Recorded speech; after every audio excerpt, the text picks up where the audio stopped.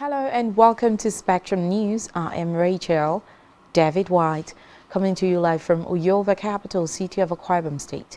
Let's take a look at the headlines. Federal government moves to withdraw a firearms case against MFLA, files first charges. Governor Omoina orders immediate revocation of land ownership within Ibom Industrial Park area. Plus, suspected spies for Russia held in major UK security investigation. We'll bring you details of the stories and many more in a moment.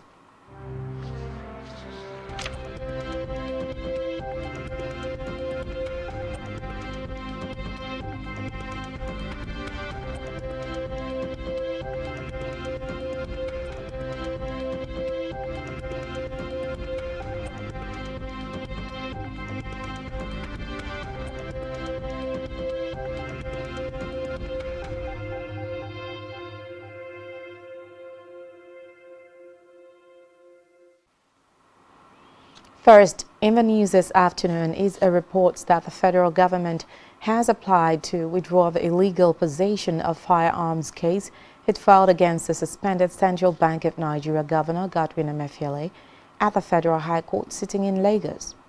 The Director of Public Prosecutions, DPP, at the Federal Ministry of Justice, Mohammed Abubakar, in an oral application, told Justice Nicholas Owebo that the application followed the result of further investigations. However, counsel for Emefiele, Senior Advocate of Nigeria, Joseph Daudu, opposed the application, insisting that the government must first purge itself of the disobedience of the court's order granting Emefiele bail before its application could be taken. Meanwhile, Justice Owebo has adjourned till Thursday, August 17th, to rule on the application. In the meantime, the federal government has promised to provide health coverage for over 50 million Nigerians, especially the vulnerable and elderly people, by 2027. The special advisor to the President on Health, Selma Anas Ibrahim, made this known in Abuja at the National Healthy Aging Summit with the theme Healthy, Decade of Healthy Aging in Nigeria, Situation, Challenges and Transformative Pathway. According to Anas Ibrahim, no one will be left behind in the federal government on universal health coverage. Meanwhile, the World Health Organization country representative, Dr. Walter Molumbo, said the desired goal of leaving no one behind was achievable with the determination of all critical stakeholders.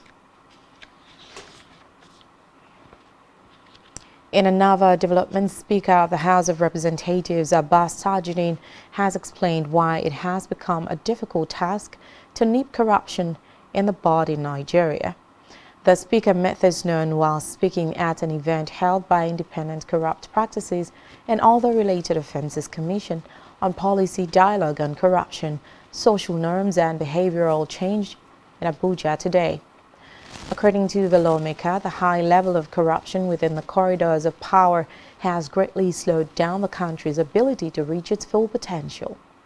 He noted that it is because certain factors such as behaviors, norms, attitude, expectations, weak governance structures, lack of transparency have perpetually contributed immensely to the subsistence of corruption in Nigeria. Away from that, the Central Bank of Nigeria, CBN, has said it is set to take new measures to stabilize the naira against the dollar. Acting Governor of the CBN, Folashodun Shinobi, made the disclosure to State House correspondents after briefing President Bola Tinubu on what the bank was doing to halt the slide on Monday at the State House.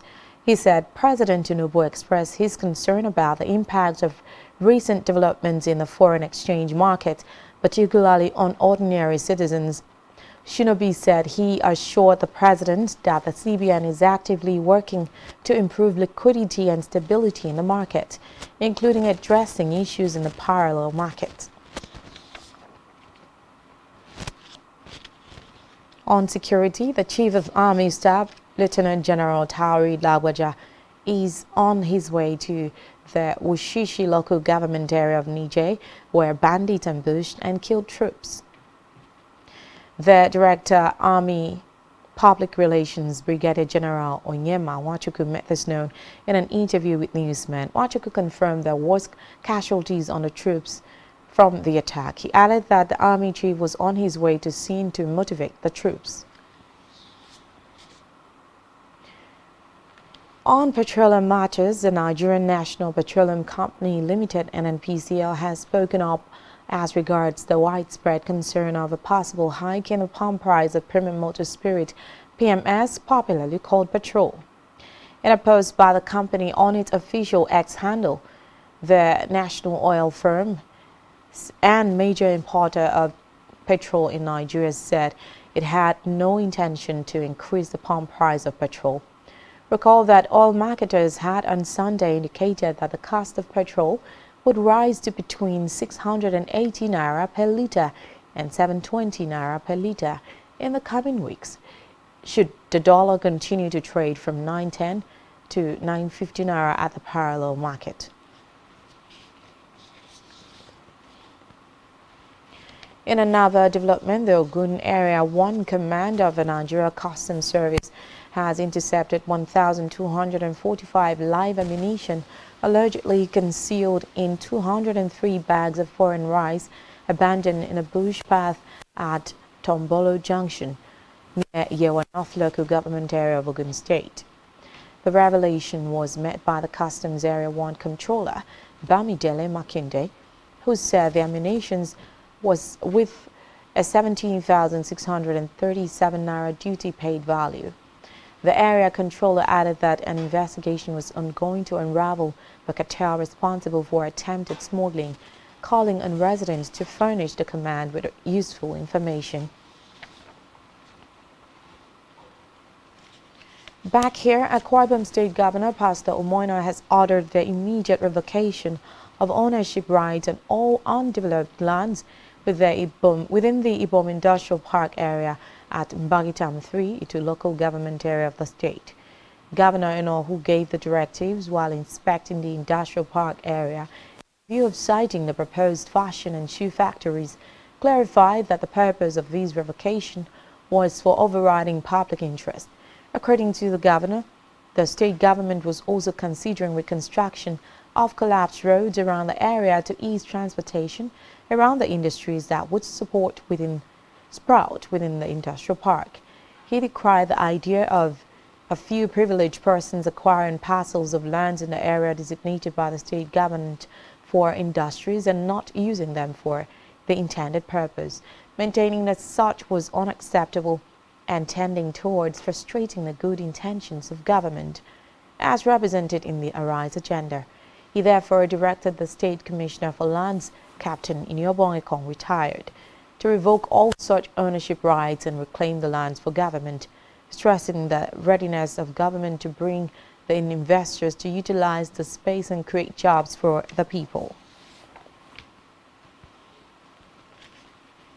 In the meantime, the Akwa Ibom State Governor, Pastor Omoina, yesterday approved the commencement of work for a health center, and subsequent relocation of the health post currently situated at the Ikonkwo Village Hall of the new site.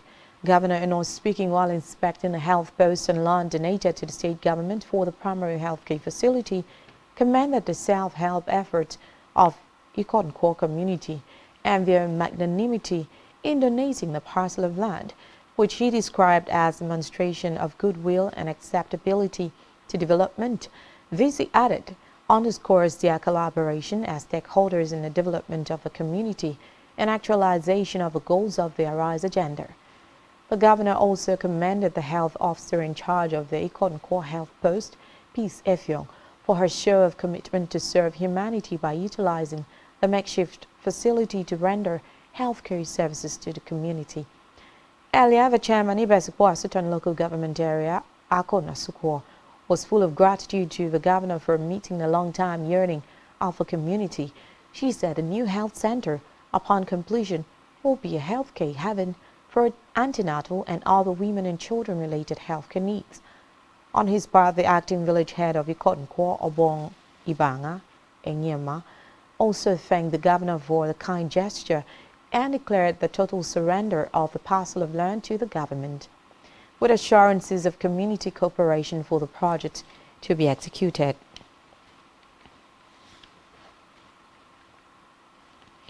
In Africa, military and political stakeholders in Ghana have said that the military chiefs from the West African bloc, ECOWAS, will meet in the country this week to discuss possible intervention in Niger. The meeting was originally scheduled for last weekend, but was postponed to Thursday and Friday. This came after ECOWAS leaders last week approved deployment of a standby force to restore constitutional order in Niger, whose president was toppled on July 26. And still in Africa, Algeria has banned the popular Barbie film 3 weeks after its release in the mainly Muslim North African country.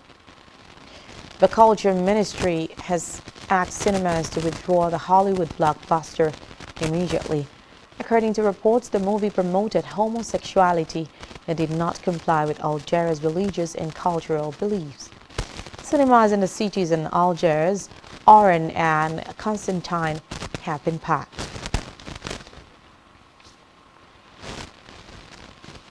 On a foreign scene, Russia has reportedly hiked interest rates to 12% after the ruble fell to its lowest value in 16 months. The currency fell past 100 per dollar on Monday, prompting Russia's central bank to hold an emergency meeting. The Bank of Russia said it decided to raise interest rate from 8.5% to curb inflation, which hit 4.4% in August. Reports say pressure has been mounting on the Russian economy due to imports rising faster than exports and military spending growing for the Ukraine war. And still on a foreign scene, 3 suspected spies for Russia and the UK have been arrested and charged in a major national security investigation. Reports say the defendants, all Bulgarian nationals, were held in February and have been remanded in custody since. It is alleged they were working for Russian security services. They are charged with possessing identity documents with improper intention and are alleged to have had these knowing they were fake. The documents include passport, identity cards, and other documents for the UK, Bulgaria, France, Italy, Spain, Croatia, Slovenia, Greece, and the Czech Republic. The 3 defendants were arrested under the Official Secret Act by counter-terrorism detectives from the Metropolitan Police, which has national policing responsibility for espionage. They are Olin Rosette, 45, of Great Yarmouth, Norfolk; Biza Dazbazov, 41, of Harrow, Northwest London; Catherine Ivanova, 31, of the same Harrow address. The trio have lived in the UK for years, working in a variety of jobs and living in a series of suburban properties.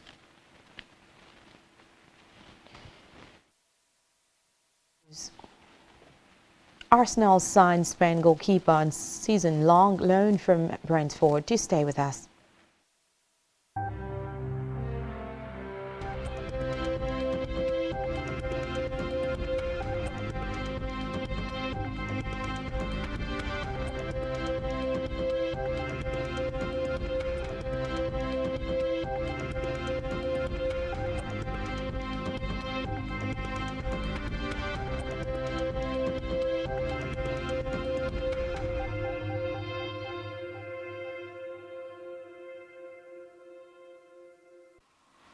Welcome back and many thanks for staying with us.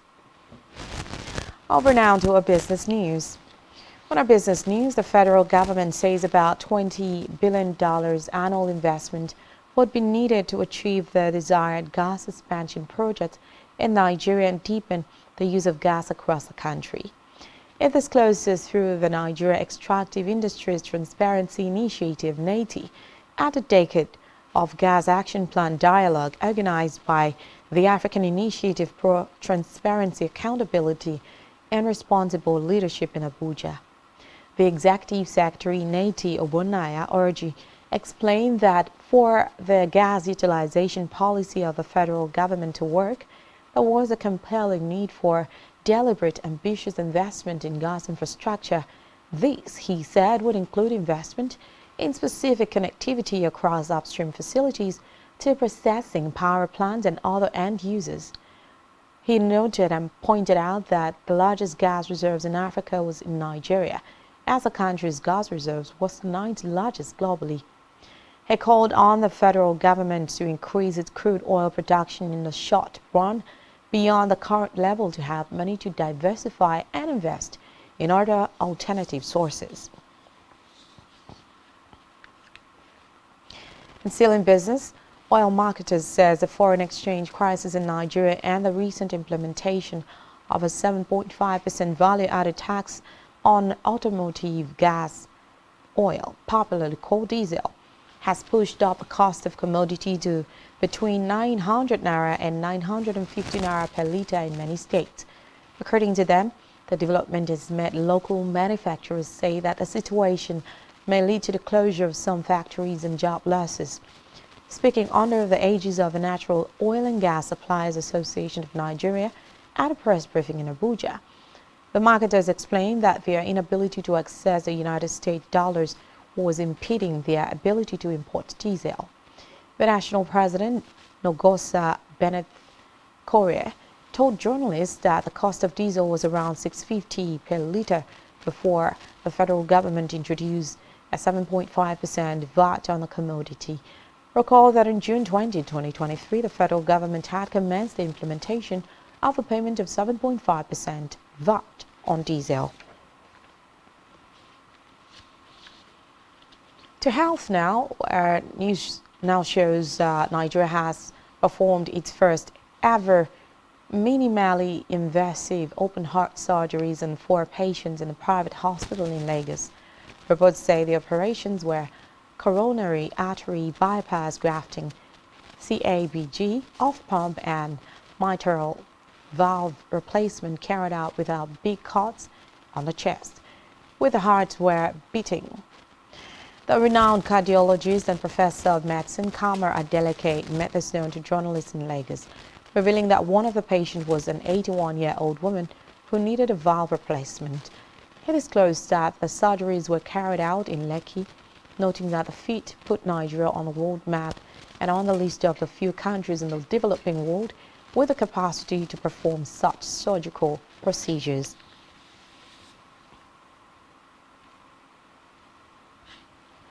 While still in health, the World Health Organization data published in 2020 indicated that lung cancer deaths in Nigeria reached 1.295 or 0.09%, while the age-adjusted death rate put at 1.37% of 100,000 of the population ranks Nigeria at number 178 in the world. Lung cancer, according to oncologists, is one of the most major health concerns in Nigeria. They warned people against daily exposure to carcinogenic and radioactive substances, noting that they are risk factors for the killer disease, which often spreads without symptoms. They noted that besides active smokers, people working in certain professions may develop lung cancer due to their regular exposure to predisposing factors. In sport, Arsenal have signed Spanish goalkeeper David Raya on a season-long loan from Brentford with the option to make the movement permanent. Raya, 27, will provide competition for England keeper Aaron Ramsdale and has taken the number 22 shirt. He kept 11 Premier League clean sheets last season as the Bees finished 9th, according to Arsenal sporting director Edu David. David is a top-quality goalkeeper who has consistently performed to a high level with Brentford.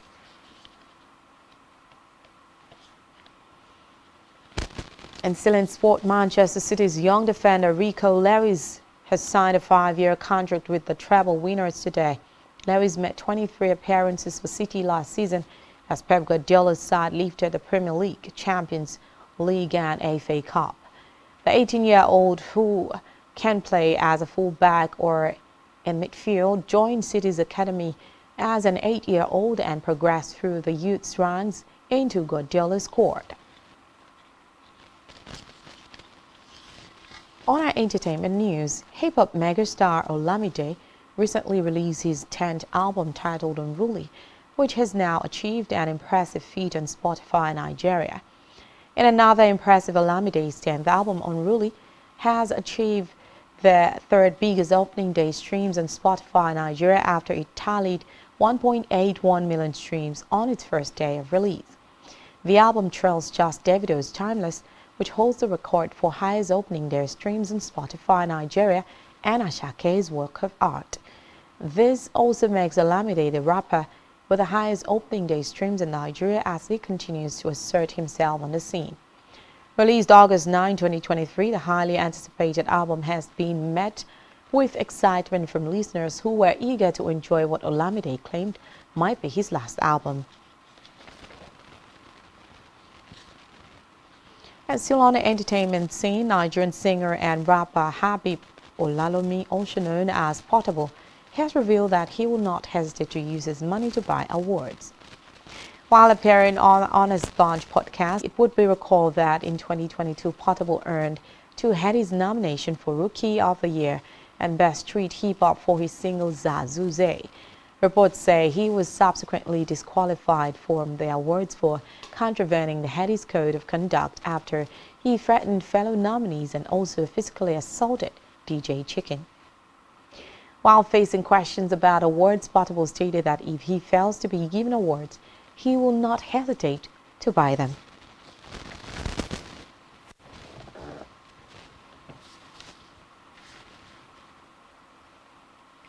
And that's all we have for you at this time. Do ensure to follow us on social media and subscribe to our YouTube channel, all of which you can find on our website, spectrumtv.ng. You have been watching Spectrum News at 4. I am Rachel David White. Good afternoon.